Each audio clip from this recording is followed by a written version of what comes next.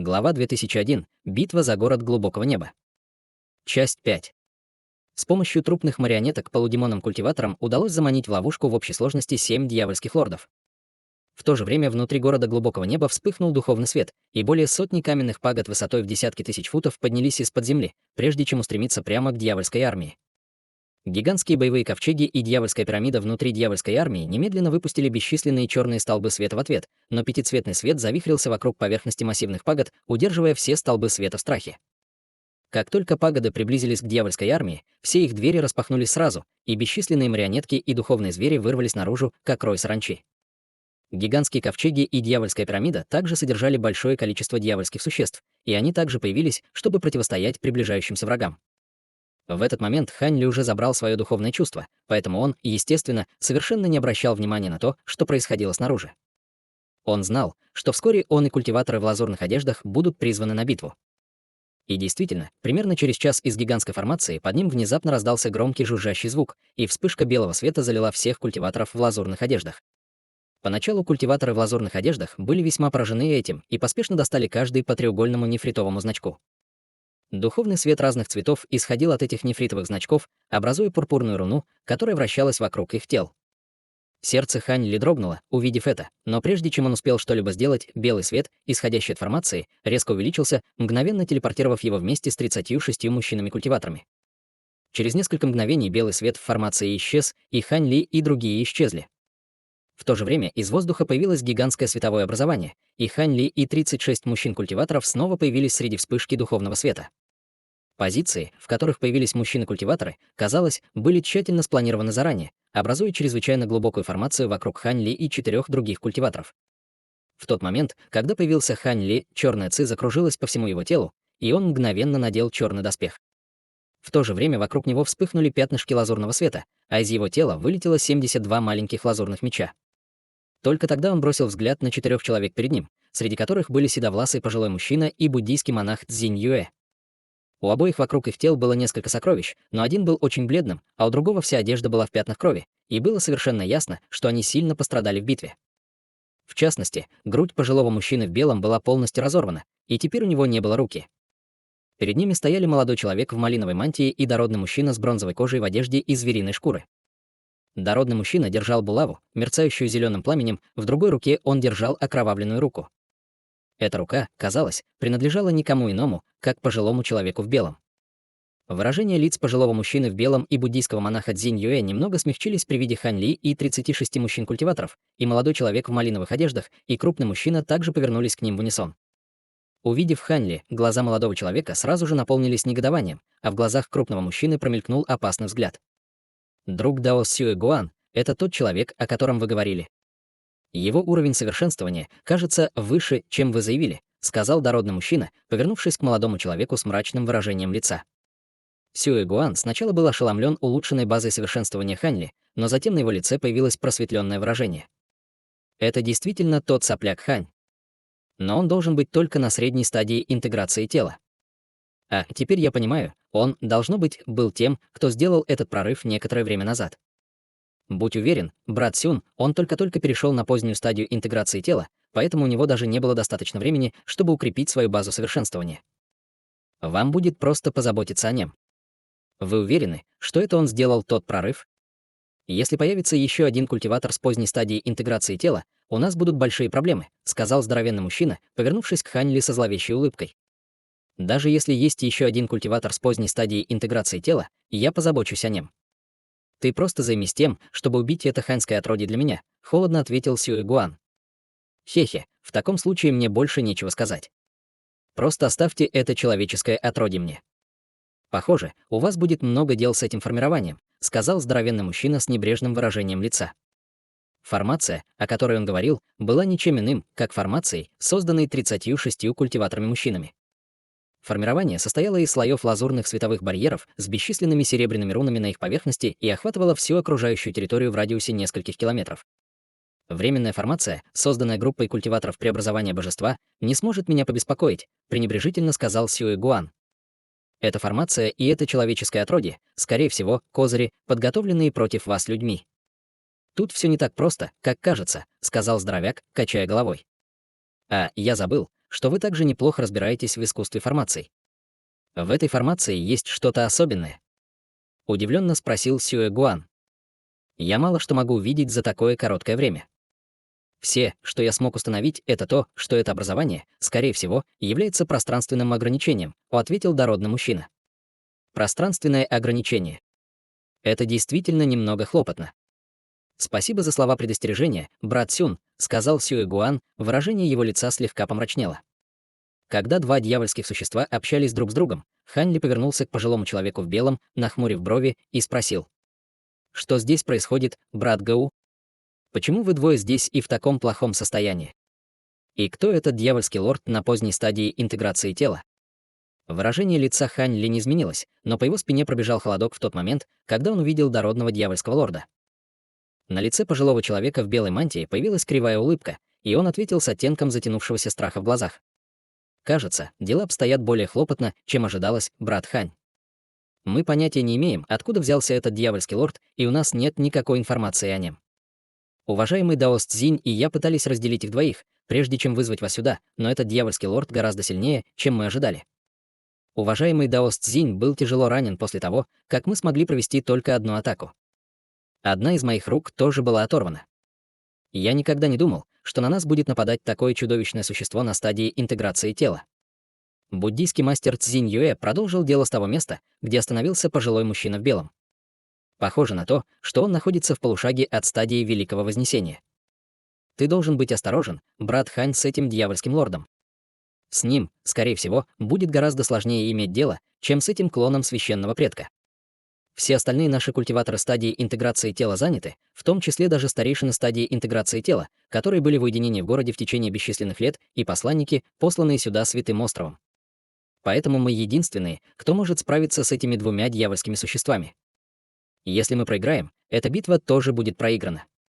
Выражение лица Хань Ли слегка изменилось, когда он услышал это, и он выпустил свое духовное чувство на все окрестности, после чего обнаружил, что действительно было несколько незнакомых аур, которые сражались с чернильно-черными дьяволами с 3 головами и 6 руками каждый. «Это старые дьяволы!» — воскликнул Хань Ли при виде этих черных дьяволов. Действительно, это дьявольские существа с чистейшей дьявольской родословной. На той же базе совершенствования эти старшие дьяволы стадии интеграции тела даже более могущественны, чем другие дьявольские лорды. «Если бы не появление этих страшных дьяволов, мы бы не были вынуждены вызвать вас сюда», сказал пожилой мужчина в белом с мрачным выражением лица. «Понятно. Я полагаю, вы хотели бы, чтобы я сразился с этим дьявольским лордом на поздней стадии интеграции тела, но как насчет того клона священного предка?» Спросил Хань Ли. Пожилой мужчина в белом и буддийский монах Цзинь Юэ обменялись взглядами, прежде чем первый стиснул зубы и сказал. «С этой пространственной формацией, которая поможет нам, мы должны быть в состоянии, по крайней мере, занять этого клона на некоторое время. Вы можете всем сердцем сосредоточиться на встрече с этим дьявольским лордом, брат Хань». Синий свет вспыхнул в глазах Хань Ли, когда он услышал это, и он перевел взгляд на крепкого мужчину. Так уж вышло, что здоровенный дьявольский мужчина тоже смотрел на него, и их взгляды тут же встретились. Сумасшедшее возбуждение на лице дородного мужчины постепенно становилось все более явным, а в его зрачках мерцал слабый серебряный свет. Внезапно здоровенный мужчина бросился вперед и появился в центре светового барьера, затем подбросил руку пожилого мужчины в воздух, прежде чем ударить булавой. Раздался оглушительный грохот, когда отрубленная рука посыпалась сверху клочками плоти и крови, наполнив весь световой барьер сильным кровавым запахом.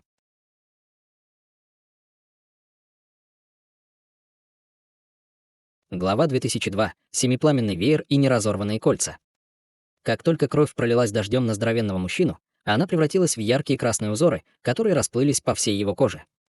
В результате казалось, что здоровенный мужчина облачился в одежду с малиновыми рунами, что создавало весьма необычное зрелище. Выражение лица пожилого мужчины в белой мантии значительно помрачнело, когда он увидел это. Но дородный мужчина вообще не обратил на него внимания и сделал чрезвычайно высокомерный провокационный жест рукой в сторону Хань Ли. Хань Ли знал, что битва неизбежна, и немедленно повернулся к паре старейшин.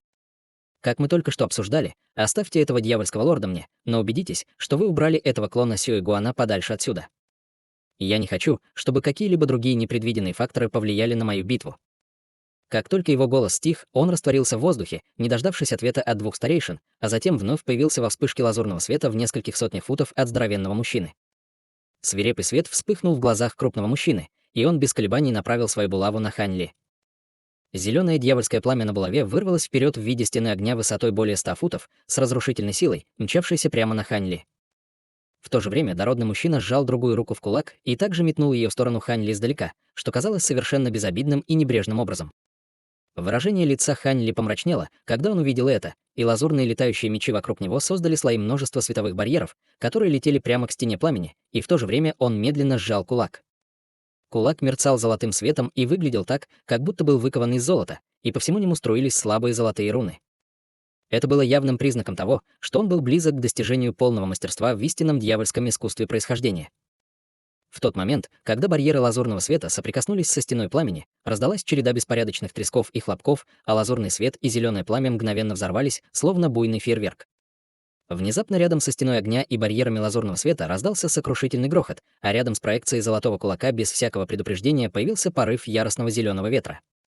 Эти двое яростно столкнулись, посылая разрушительные ударные волны, распространяющиеся наружу во всех направлениях, заставляя все небо дрожать и трястись. И Хань Ли, и здоровенный мужчина вздрогнули, сделав несколько непроизвольных шагов назад. Вместо того, чтобы быть встревоженным этим, волнение на лице здоровенного мужчины только усилилось, и он издал громкий рев, когда резко подбросил свою булаву в воздух, затем сделал быструю серию ручных печатей, прежде чем указать пальцем на оружие. Дьявольское пламя на поверхности булавы мгновенно вспыхнуло, прежде чем превратиться в 8 зеленых огненных змей, которые ринулись прямо на Хань Ли. Каждый змей был более 300 футов в длину, с одним пурпурным рогом на голове и зеленым пламенем, вырывающимся изо рта. Хань Ли немедленно сложил ручную печать, увидев это, и клинки лазурного меча вокруг него сошлись, чтобы сформировать массивный меч по его приказу, прежде чем пронестись по воздуху. Раздался оглушительный удар грома, когда бесчисленные золотые дуги молний вырвались в бешенстве из гигантского меча. 8 огненных змеев были мгновенно разрублены пополам массивным мечом, а затем снова обращены в дьявольское пламя грозной золотой молнией. В следующее мгновение гигантский лазурный меч растворился в воздухе, а затем мгновенно появился прямо над головой здоровенного мужчины среди взрыва пространственных колебаний. Меч был более 1000 футов в длину с золотыми молниями, вращающимися по всей его поверхности, и когда он рухнул сверху, на здоровенного мужчину начал обрушиваться огромный невидимый толчок. В ответ выражение лица дородного мужчины слегка потемнело, когда ярко-красный свет внезапно появился над одной из его рук, и он взмахнул рукой вверх, чтобы вызвать в воображение ослепительно-малиновое солнце. Гигантский лазурный меч был мгновенно уничтожен на фоне оглушительного грохота, и казалось, что этот малиновый свет был пропитан какой-то невероятной силой. Увидев это, глаза Хань Ли слегка сузились, и он внезапно сделал хватательное движение обеими руками. Лазурный свет вспыхнул в его руках, и 2 клинка лазурного меча появились, прежде чем снова объединиться, чтобы снова сформировать гигантский лазурный меч. Он взмахнул запястьями, и массивный меч в его руках снова разделился на 72 маленьких меча, прежде чем начать вращаться вокруг его тела. Дородный мужчина холодно усмехнулся, и ослепительный малиновый свет на его руке померк, когда по всей руке появился кусок странной малиновой брони. На поверхности доспеха были замысловатые узоры, идентичные малиновым узорам, ранее замеченным на его руке, как будто доспех был изначально создан из этих узоров. Хань Ли очень встревожил тот факт, что такая неприметная на вид часть доспехов смогла уничтожить проекцию гигантского меча, которую он так легко выпустил. Внезапно дородный мужчина снова указал пальцем вперед, и зеленое дьявольское пламя вспыхнуло, прежде чем превратиться в гигантскую 8-головую проекцию дьявольского змея. Массивная проекция охватывала практически все небо и устремилась прямо на Хань Ли, стремясь разорвать его тело в клочья. Перед лицом такой свирепой контратаки Хань Ли оставался совершенно бесстрастным и даже не двигался ни в малейшей степени. Однако золотой столб света внезапно взорвался в воздухе позади него, а внутри столба света была проекция с 3 головами и 6 руками. Проекция взмахнула своими 6 руками в воздухе, и серия проекций золотых кулаков сразу же пронеслась по воздуху, полностью уничтожив приближающегося дьявольского змея. Затем золотой свет исчез, и дьявольская проекция приобрела существенную форму, когда она зависла высоко над головой Хань Ли, совершенно бесстрастно оценивая здоровенного мужчину впереди. Крепкий мужчина сначала запнулся, увидев это, прежде чем в его глазах промелькнул намек на жажду крови. Это золотое тело, кажется, связано с искусством совершенствования нашей святой расы. Похоже, я действительно смогу насладиться здесь хорошей битвой. Как только его голос затих, бесчисленные шарики чернильно-черной дьявольской ци появились по всему его телу, а малиновые узоры на его коже мгновенно начали светиться. После того, как черная ци рассеялась, над телом крепкого мужчины появился полный комплект малиновых доспехов. Он откинул голову назад и захохотал, сложив кулаки перед собой, а позади него появилась дьявольская проекция высотой около 100 футов. Сразу после этого дородный мужчина внезапно исчез среди порыва яростного ветра, и зрачки Хань Ли мгновенно сузились, увидев это. И тут среди ударов грома пара полупрозрачных крыльев появилась на его спине. Он мягко взмахнул крыльями, из него вырвались бесчисленные серебряные дуги молний, после чего он и золотое тело происхождения тоже растворились в воздухе. В следующее мгновение рядом появились две гуманоидные фигуры, у одной из которых по всему телу потрескивали устрашающие молнии, а другая была окутана грозным облаком дьявольской ци. Обе они одновременно совершенствовались с огромной уверенностью в своих физических телах, и последовала череда ожесточенных столкновений. Мало того, что Хань Ли и крепкий мужчина были вовлечены в физическую драку, они также атаковали друг друга с разными сокровищами и способностями, и, казалось, они были равны. Пожилой мужчина в белом и буддийский монах Цзинь Юэ были ошеломлены, увидев это. Они пребывали в неописуемом экстазе. У них уже было очень высокое мнение о Хань Ли, но они не думали, что у него действительно будет сила бороться с этим крепким дьявольским человеком. В отличие от восторга в глазах клона Сюэ Гуана вспыхнул злобный. Он внезапно поднял руку, чтобы выпустить что-то. Однако прямо в этот момент под ним внезапно появилось образование белого света, прежде чем немедленно выпустить всплеск пространственных колебаний. Дерьмо. Клон Сюэ Гуана обладал знаниями и опытом могущественного существа великой стадии Вознесения, и он немедленно попытался вырваться из формации, но было уже слишком поздно. Пространство вокруг него исказилось, и окружающая среда резко изменилась, он оказался в странном пространстве, наполненном слабым белым туманом. В том же помещении пожилой мужчина в белом и буддийский монах Цзинь Юэ мрачно оценивали его. Вы двое осмеливаетесь попытаться остановить меня. Так и быть, я позабочусь о вас обоих, а затем пойду за этим ханьским отродьем», — сказал клон Сюэ Гуана, когда в его холодных глазах промелькнул намек на намерение убить. Пожилой человек в белом одеянии повернулся к буддийскому монаху Цзинь Юэ со спокойным выражением лица и сказал: «Похоже, нам действительно придется выложиться здесь по полной, уважаемый даос Цзинь. Если у вас есть какие-либо способности или сокровища, которые вы прятали, сейчас самое время извлечь их. Либо он умрет здесь, либо мы умрем. Конечно. Я оставлю этого дьявола здесь, во что бы то ни стало. Даже если мне придется отдать за это свою жизнь».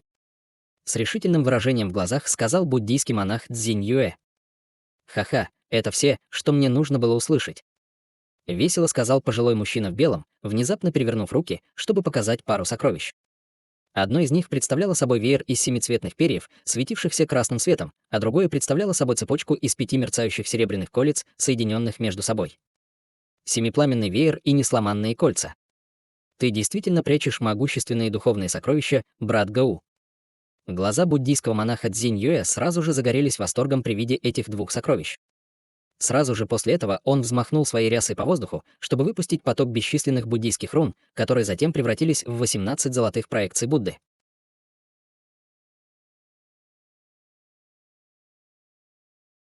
Глава 2003. Разрушительный удар.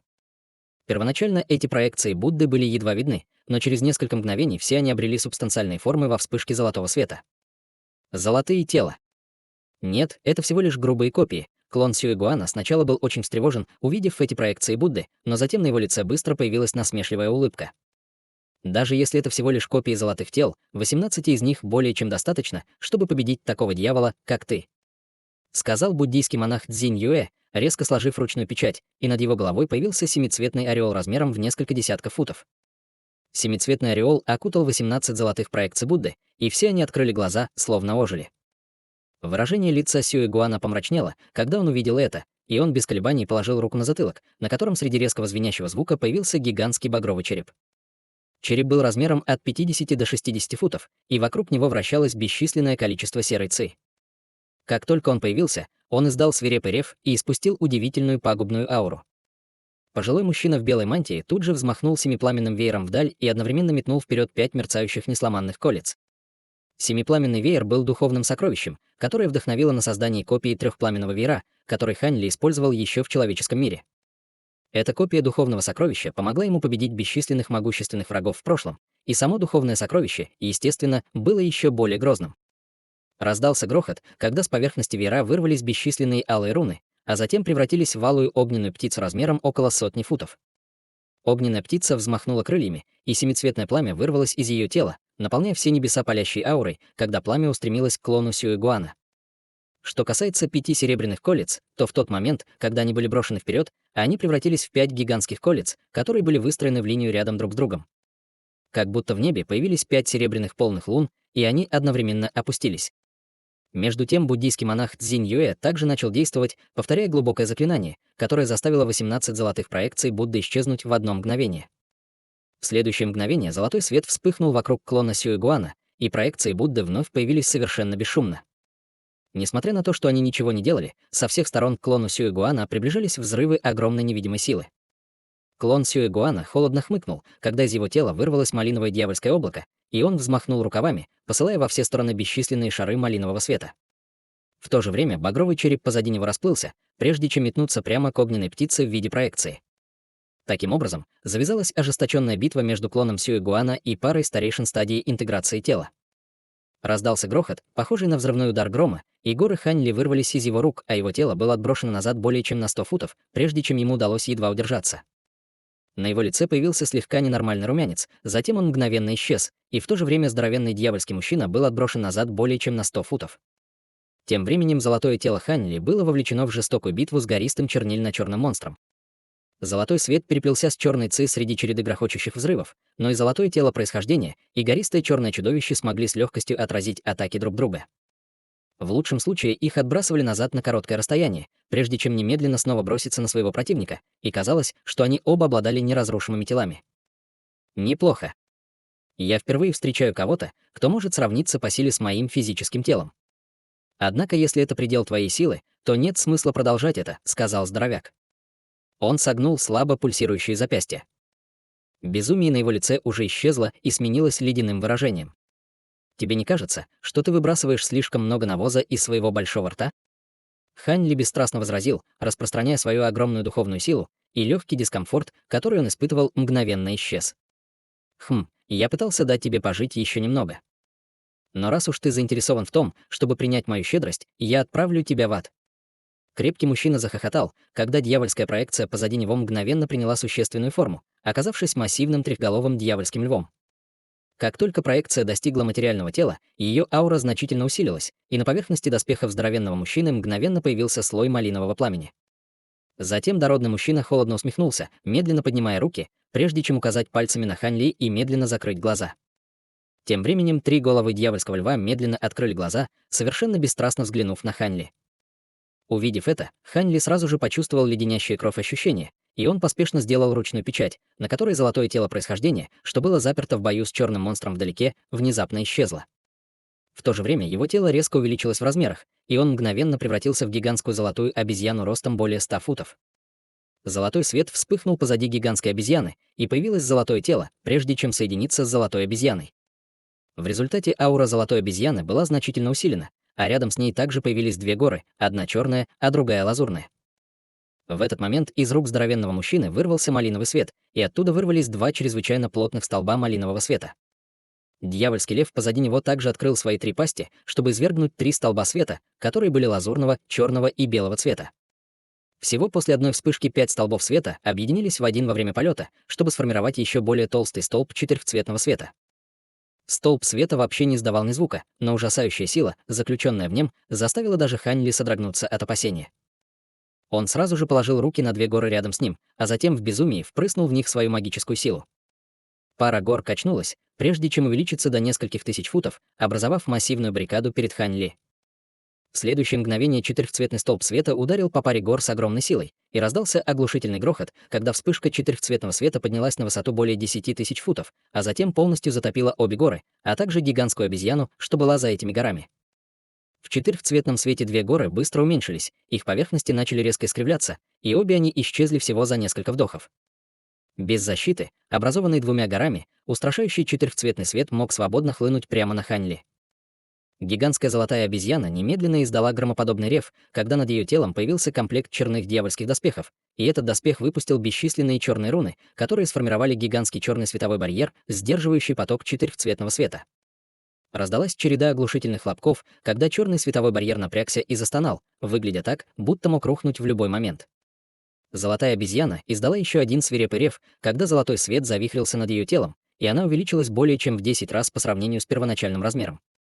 В то же время на ее теле во вспышке золотого света появились еще 2 головы и 4 дополнительные руки, превратив ее в колоссальную обезьяну с 3 головами и 6 руками.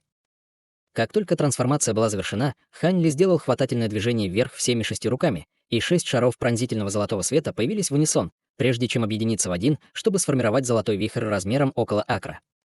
Золотой вихрь закрутился на месте, выпустив взрыв огромной силы, который яростно столкнулся с морем четырехцветного света. Раздался еще один оглушительный грохот, и во всех направлениях прокатились мощные ударные волны, заставив близлежащее пространство искривляться и растягиваться, как будто его вот-вот разорвут на части. Выражение лица здоровенного мужчины слегка изменилось, когда он увидел это, и он тут же убрал столбы малинового света, выпущенные его руками. Кроме того, его лицо слегка побледнело после этой атаки, что, по-видимому, указывало на то, что он потратил много энергии, чтобы развязать ее. В то же время трехголовый дьявольский лев также закрыл все три пасти, чтобы прекратить свои атаки, и свет в его 6 глазах также значительно потускнел. Однако после того, как ослепительный свет померк, открывая то, что лежало вдалеке, на лице дородного мужчины впервые появилось изумленное выражение. Гигантская золотая обезьяна все еще стояла, делая серию ручных печатей своими 6 руками. Массивный золотой вихрь перед ним не только не исчез, но и увеличился более чем в 10 раз по сравнению с первоначальным размером, а из его центра вырвались золотые ореолы. Эта атака, которую я только что развязал, была примерно такой же мощной, как удар существа Великой Ступени Вознесения. «Похоже, я действительно недооценил тебя», — сказал здоровенный мужчина с оттенком удивления в глазах. «Было бы грубо не ответить взаимностью. Так почему бы тебе не принять одну из моих атак?» Холодным голосом сказал Ханли, сделав хватательное движение всеми 6 руками, и гигантский вихрь быстро сжался в шар золотого света размером с голову. Затем Ханли резко шагнул вперед, и его огромное тело мгновенно исчезло вместе с золотым шаром света. Увидев это, зрачки дородного мужчины сузились, и он сразу же поднял голову, как раз вовремя, чтобы увидеть, как Ханли снова появился над ним среди вспышки золотого света, прежде чем яростно швырнуть золотой шар света сверху вниз.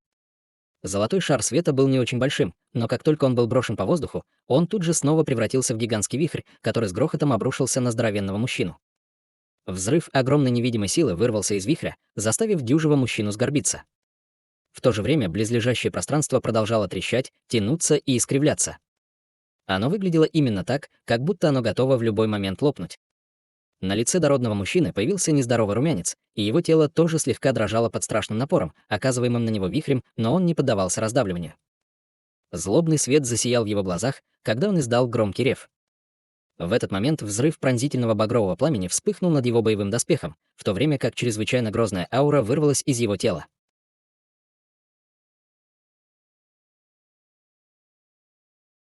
Глава 2004. Черное солнце. Багровое пламя безжалостно обуглило близлежащее пространство. Все вокруг стало непроглядно черным. И огромная сила, давившая на могучего мужчину, уменьшилась, позволив ему снова встать прямо, прежде чем сделать хватательное движение вверх. Трехголовый дьявольский лев над ним мгновенно взорвался облаком черного тумана с глухим стуком, и туман устремился к его руке, прежде чем образовать чернильно-черное дьявольское копье длиной около 10 футов. Все копье мерцало черным духовным светом, а наконечник копья был разделен на 3 зубца, все из которых были покрыты голубыми духовными символами и выгравированными изображениями головы свирепого льва. Свирепое выражение появилось на лице дюжего мужчины, когда он швырнул копье в воздух, и оно мгновенно исчезло в центре вихря. В тот момент, когда копье исчезло в огромном вихре, последний тут же раскололся с глухим стуком, а затем распался на бесчисленные точки духовного света. Здоровяк снова сделал хватательное движение, и чернильно-черное дьявольское копье снова появилось, прежде чем он без колебаний подбросил его в воздух во второй раз. В этот раз копье было нацелено на трехголовую гигантскую обезьяну, которая внезапно приросла к месту после неожиданного разрушения золотого вихря. Копье достигло Ханли в мгновение ока, и его сердце екнуло, когда он сразу же взмахнул 6 руками в воздухе. 6 мерцающих золотых тяжелых орудий мгновенно появились в его руках, а затем яростно метнулись к черному копью. Разразился сокрушительный взрыв, когда золотой свет и черная цепь переплелись, прежде чем оба были одновременно уничтожены. Увидев это, зрачки Ханли сузились, но прежде чем он успел сделать что-либо еще, здоровенный мужчина повторил то же самое хватающее и швыряющее движение, посылая еще одно дьявольское копье в Ханли.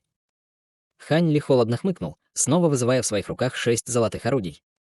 И, как и в прошлый раз, золотое оружие и черное копье снова нейтрализовали друг друга. Теперь настала очередь дюжего мужчины стоять на месте. Во время этой задержки, которая длилась доли секунды, Ханли издал низкий рев. Он моментально вызвал еще один набор из 6 видов оружия, прежде чем швырнуть их вперед все сразу.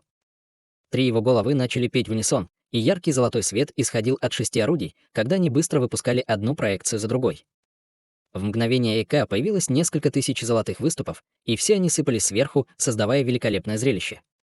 Выражение лица дородного мужчины помрачнело, когда он увидел это, но он ничуть не запаниковал. Вместо этого на его лице появилась холодная улыбка, когда он выпустил шар пурпурного света изо рта. Как только шар пурпурного света появился, он повернулся на месте, прежде чем сдетонировать, отправив бесчисленные нити света во все стороны, чтобы создать огромную сеть. Золотые клинки полетели навстречу сети проливным ливнем, после чего последовала быстрая череда взрывов. Золотой и пурпурный свет переплелись, когда вся сеть задрожала и яростно вспыхнула, выглядя так, как будто она могла быть разорвана в любой момент. Однако дородный мужчина вообще не обратил на это внимания. Он что-то пел, прежде чем быстро щелкнуть своими 10 пальцами в воздухе. С каждым движением его пальца малиновое пламя, горящее над его телом, слегка тускнело, но в результате сеть света наверху увеличивалась в размерах. Через несколько мгновений гигантская сеть увеличилась в несколько раз по сравнению с первоначальным размером, превратившись в бескрайнее пурпурное облако. Пурпурное облако сметало все приближающиеся золотые клинки по велению дюжего мужчины, а затем превратилось в фиолетовый шар света, спустившийся сверху. Дородный мужчина махнул рукой в воздухе, и шар света мгновенно приземлился в его руке. Однако, когда он снова поднял взгляд вверх, выражение его лица тут же потемнело. Он обнаружил, что Хань Ли исчез со своего первоначального места, но прежде чем он успел что-либо сделать, позади него резко вспыхнули пространственные колебания, после чего из воздуха возникла мерцающая золотая звериная лапа. Лапа была более сотни футов в размере и рухнула на здоровенного мужчину, как небольшая гора. Каждый острый коготь на лапе был подобен гигантскому золотому лезвию, и сразу несколько из них летели в сторону здоровяка. Дородный мужчина холодно хмыкнул, когда ярко-красное пламя вырвалось из его руки, и без страха и колебаний протянул руку, чтобы отомстить гигантской золотой лапы. Между ними была огромная разница в размерах, но как только здоровенный мужчина поднял руку в воздух, она увеличилась более чем в 100 раз по сравнению с первоначальным размером. Золотая лапа и малиновая ладонь столкнулись. Малиновая ладонь была мгновенно уничтожена взрывом невероятной силы. В то же время золотая лапа отлетела назад, превратившись в маленького мерцающего золотом зверя. Этот зверь был всего в несколько футов ростом, но он излучал ауру стадии интеграции тела. Это был никто иной, как леопардовый зверь Кирин. Хань Ли тайно выпустил зверя, чтобы тот мог подкрасться к здоровенному мужчине и начать скрытную атаку, но этот план, похоже, провалился. В тот момент, когда леопардовый зверь Кирин был отправлен в полет, рядом со здоровенным мужчиной вспыхнул серебряный свет, и полоса серебряного света возникла, чтобы связать тело здоровенного человека совершенно неожиданным образом. Сразу же после этого вспыхнули пространственные колебания, когда Хань Ли снова появился. И как только он появился, он с огромной силой махнул 6 золотыми оружиями в своих руках в сторону здоровенного мужчины. В то же время он открыл все 3 рта, чтобы выпустить 3 шара серебряного пламени, которые превратились в 3 огненных воронов, которые полетели прямо на здоровенного мужчину. Перед лицом этих мощных атак здоровенный мужчина оставался совершенно невозмутимым. Багровое пламя над его телом вспыхнуло, чтобы уничтожить серебряную полосу света, которая связывала его, после чего черное копье снова появилось в его руке среди волны черной ци.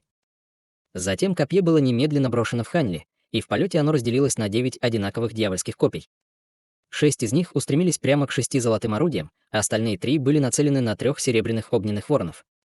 6 золотых орудий и 3 серебряных огненных ворона были мгновенно побеждены 9 копьями. Увидев это, выражение лица Хань Ли слегка изменилось, поскольку он быстро прикрыл себя своими 6 руками. Пространство перед его руками мгновенно исказилось и искривилось, после чего из воздуха вылетело еще одно черное копье. Однако, прежде чем оно смогло ударить по рукам Хань Ли, на его руках появились черные рукавицы, усыпанные черными рунами. И рукавицы, и копье мгновенно исчезли при соприкосновении друг с другом. Хань Ли вздохнул с облегчением, увидев это, но на лице дородного мужчины внезапно появилось странное выражение. Он свирепо посмотрел на врага и леденящим душу голосом произнес: «Уничтожить».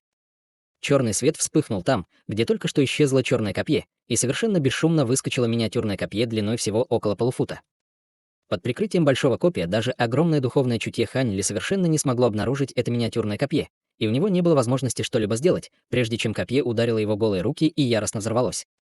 Гигантский шар черного света размером более 10 тысяч футов появился в воздухе, полностью окутав тело Хань Ли, как черное солнце. Хань Ли успел только создать слой золотого света вокруг себя, прежде чем он был полностью залит чернильно-черным светом. Тем временем черное дьявольское солнце все еще быстро расширялось, и все окружающее, что было сметено им, мгновенно превратилось в пыль. Увидев это, здоровяк радостно захихикал. «Ха-ха. Еще никому не удавалось выжить в моих 9 дьявольских иерархических копьях. Ты должен гордиться собой за то, что заставил меня высвободить такую способность». Гигантское черное солнце, наконец, начало уменьшаться, прежде чем исчезнуть после еще нескольких вспышек, и смех здоровенного мужчины резко оборвался, когда на его лице появилось изумленное выражение. «Невозможно. Как это может быть?» — сказал здоровяк слегка дрожащим голосом. Там, вдалеке, в воздухе парил золотой шар света. В золотом свете были гигантская золотая обезьяна, пятицветный феникс и массивная серебряная птица. Гигантская золотая обезьяна прижала руки к золотому свету, в безумии впрыскивая в нее вспышки золотого духовного света. Пятицветный феникс и гигантская серебряная птица остались неподвижны на месте, но выпущенный ими пятицветный свет и серебряная молния вырвались из золотого света и образовали два дополнительных защитных барьера. Гигантская обезьяна, пятицветный феникс и массивная птица имели совершенно застывшее выражение на своих мордах. Казалось, что они начисто лишены духовной природы. Это было, как если бы они были трио марионеток. Дородный мужчина был ошеломлен, увидев это, и поспешно гляделся вокруг себя, словно пытаясь что-то найти, но ничего не было видно. Он холодно хмыкнул, вдруг махнув рукой вдаль, и рядом с ним мгновенно появился черный предмет. Это был никто иной, как тот черный призрачный монстр, который ранее сражался с золотым телом происхождения. Черная ци вокруг монстра исчезла, и оказалось, что это черная деревянная марионетка с бесчисленными золотыми и серебряными рунами, начертанными на поверхности ее тела. Кукла имела чрезвычайно угрожающий вид с 4 удивительно длинными конечностями и слабым малиновым светом, вспыхивающим в ее глазах.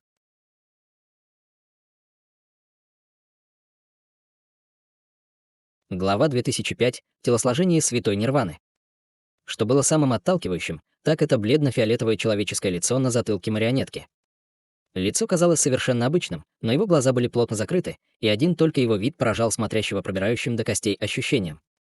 Как только здоровенный мужчина призвал марионетку к себе, в золотом свете на расстоянии внезапно начали происходить изменения.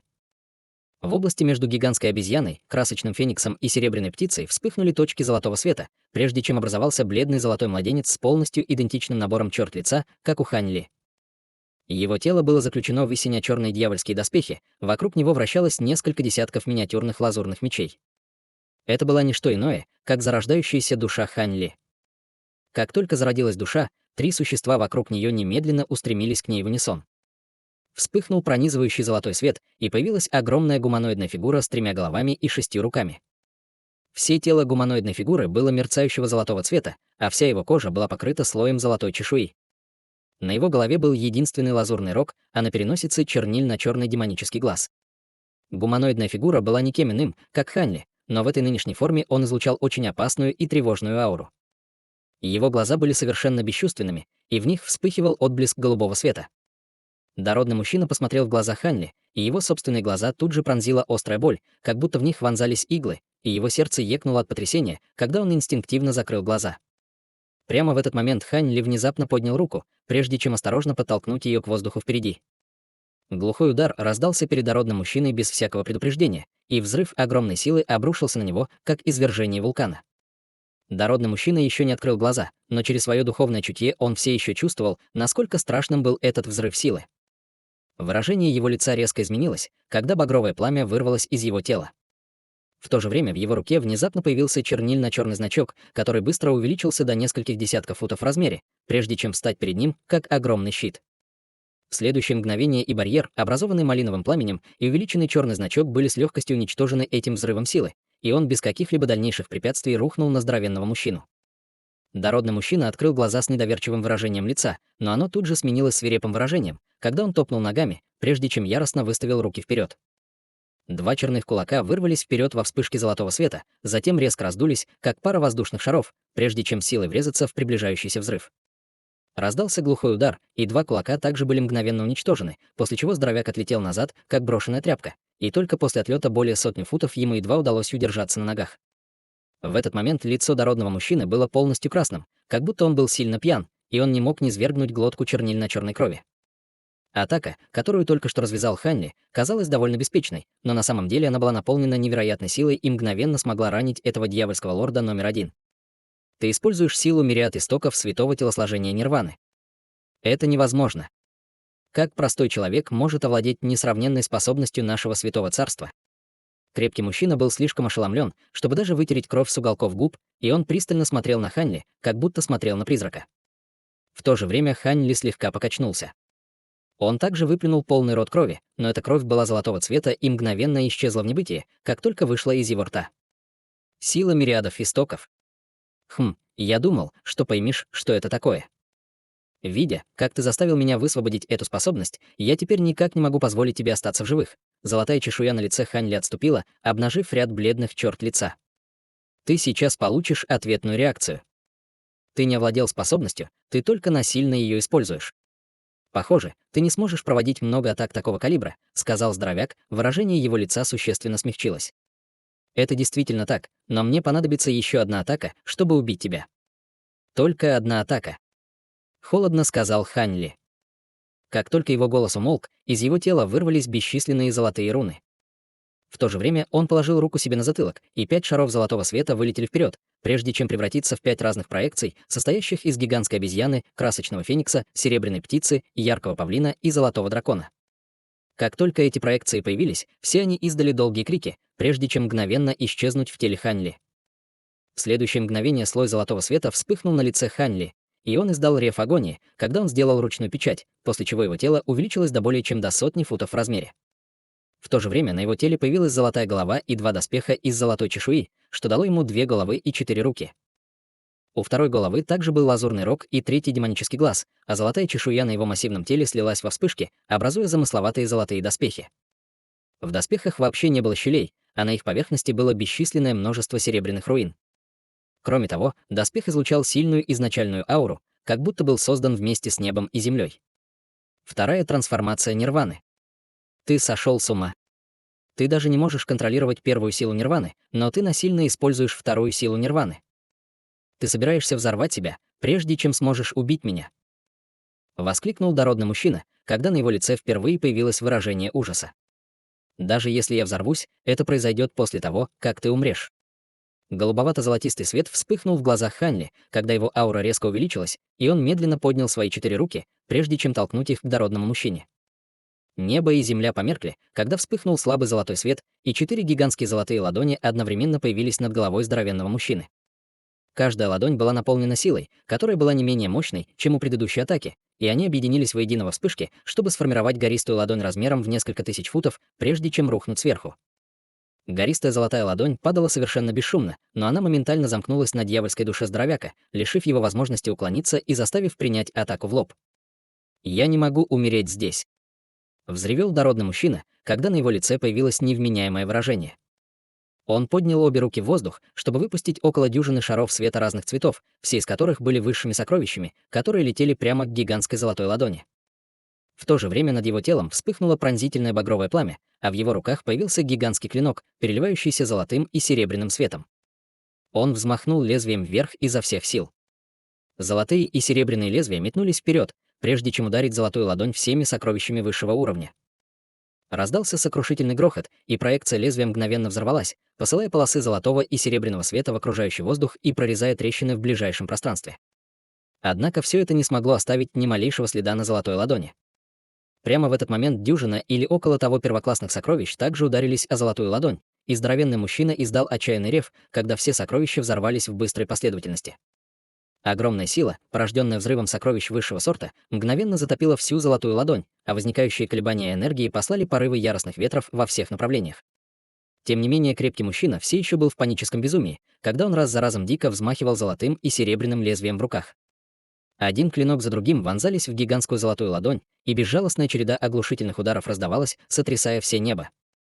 Такой устрашающий шквал атак, естественно, требовал огромного количества выходной магической силы, и лицо дородного мужчины становилось все бледнее и бледнее.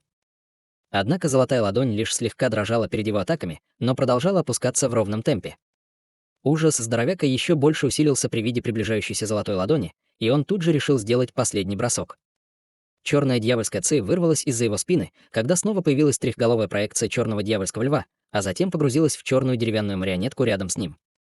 Из тела марионетки внезапно раздалась череда тресков и хлопков, и в воздухе распространились ореолы черного света.